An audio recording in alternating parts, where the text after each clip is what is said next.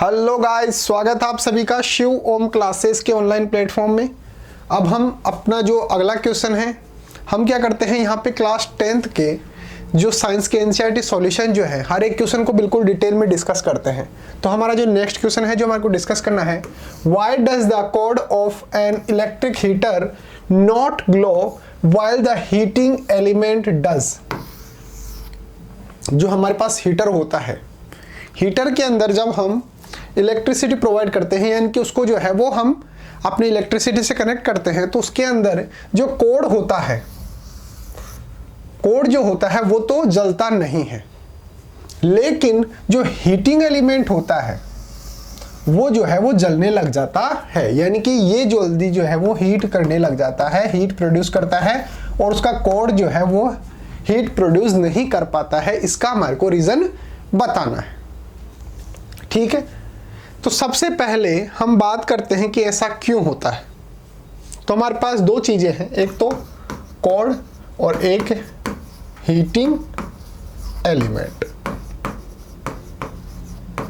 ये तो जलता नहीं है और ये जो है वो जलने लग जाता है, यानी कि ये तो हीट प्रोड्यूस नहीं करता है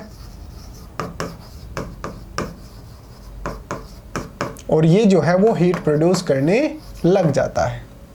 तभी तो हमारे को जो है वो जो जिस काम के लिए हमने हीटर बनाया है वो हीटर काम आएगा। क्यों? क्योंकि हमारे को हीट प्रोड्यूस करनी है।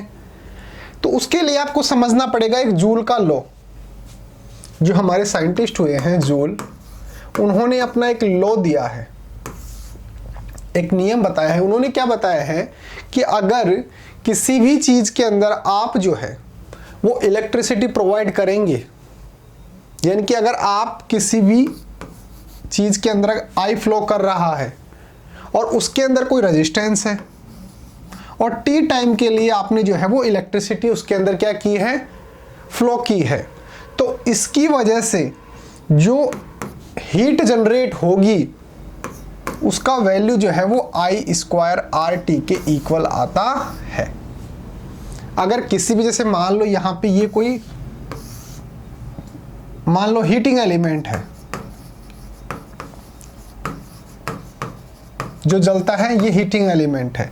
अब इसका रेजिस्टेंस जो है वो R है और इसके अंदर हमने जो है वो I क्वांटिटी की जो करंट है वो फ्लो की है, इलेक्ट्रिक करंट फ्लो की है और टी टाइम के लिए की है। टी टाइम के लिए हम क्या कर रहे हैं, इसके अंदर इलेक्ट्रिसिटी जो है वो प्रोवाइड कर रहे हैं।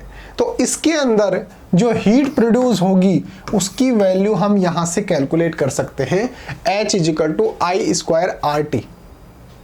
ये इसकी वैल्यू होगी।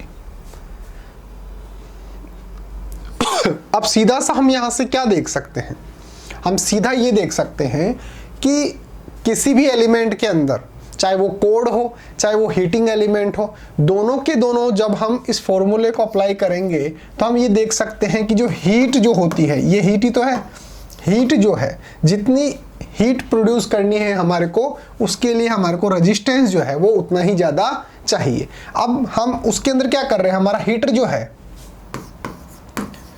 हीटर जो है उसके अंदर हम चाहे कोड हो और चाहे से क्या हो हमारा हीटिंग एलिमेंट हो, दोनों ही कोई सी भी कंडीशन हो, उसके अंदर दोनों के अंदर सेम करंट फ्लो हो रही है, आई जो है वो सेम है, और हम एक पर्टिकुलर टाइम के लिए जो है वो उसके अंदर क्या कर रहे हैं, इलेक्ट्रिसिटी प्रोवाइड कर रहे हैं। ये दोनों चीजें तो सेम होंगी, लेकिन यहां पर आर जो होगा ये इसका कुछ अलग होगा और इसका कुछ अलग होगा। इसी की वजह से कोड जो है ये तो हीट प्रोड्यूस नहीं करता है, यानी कि जलता नहीं है, लेकिन हीटिंग एलिमेंट जो होता है वो जलने लग जाता है।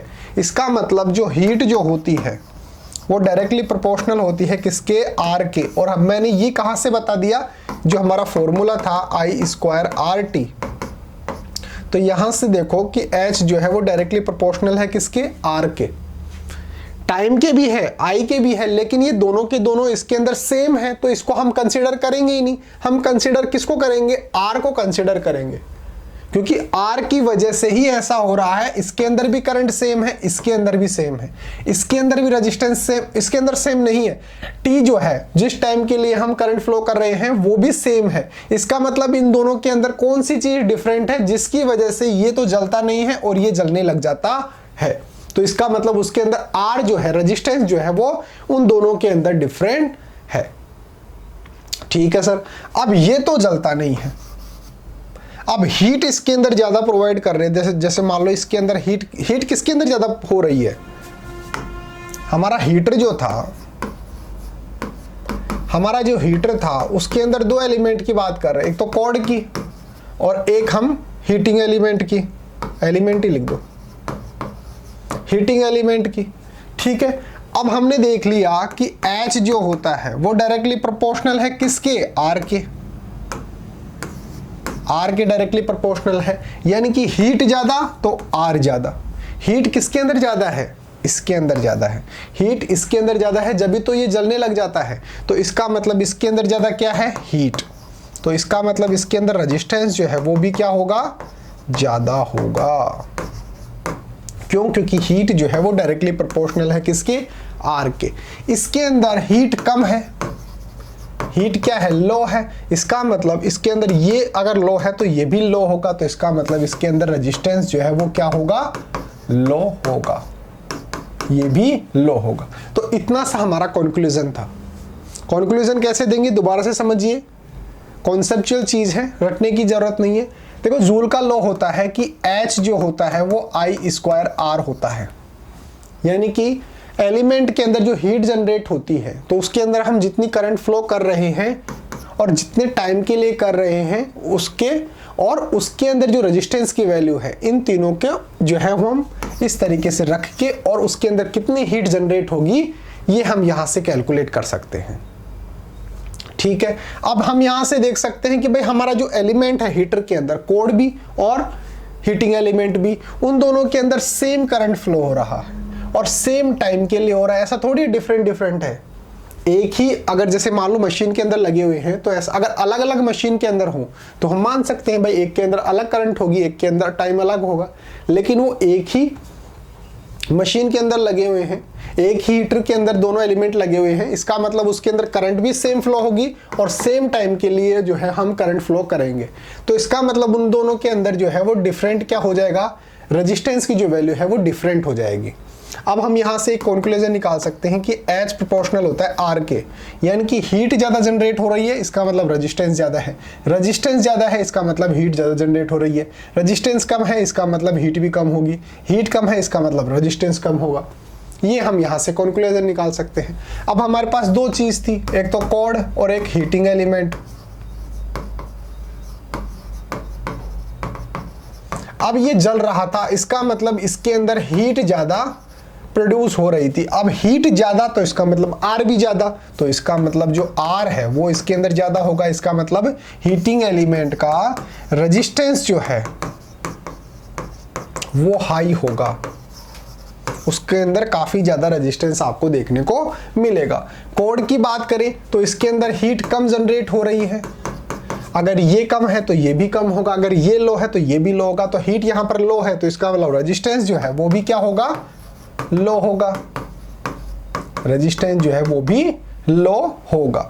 तो इस तरीके से हम यहां पर कंक्लूजन निकाल सकते हैं। आंसर कैसे लिखना है वो देखो। सबसे पहले तो इसका स्क्रीनशॉट ले लो, एज इट इज नोटबुक के अंदर नोट डाउन कर लेना।